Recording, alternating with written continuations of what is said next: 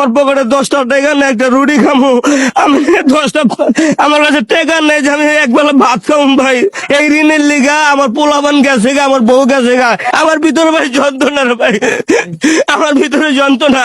এই 1 বছর 8 মাস হয়েছে ভাই, আমি আমার পোলাপান করে আমি দেই না ঘরে, আমি ঘরে একা থাকি ভাই, গান্নারের শহীদনগর থাকি ভাই।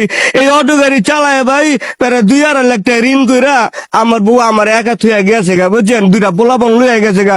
আর আমি একা ঘুমাই ভাই, বুঝছেন। এই সকালবেলা হইলে অটো গাড়িটা লইয়া বাইরে, এই আজকে 3-4 দিন ধরে ভাই অটো গাড়ি লইয়া আমি বাইরে যেতে পারতেছি না ভাই। আমার পকেটে 10টা টাকা নেই, একটা রুটি খামু। আমি 10টা, আমার কাছে টাকা নেই যে আমি একবেলা ভাত খাবো ভাই।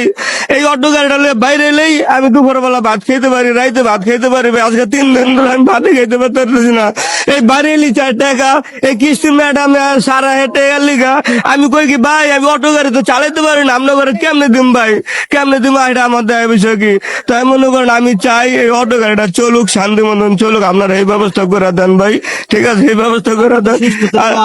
অসুস্থ আমার এই পা, যে সঙ্গে আমার বউ আসলে ওই পা ভাঙ্গা গেছিল গা, দেখে মনে হচ্ছে পা ভাঙ্গা গেছিল গা ভাই।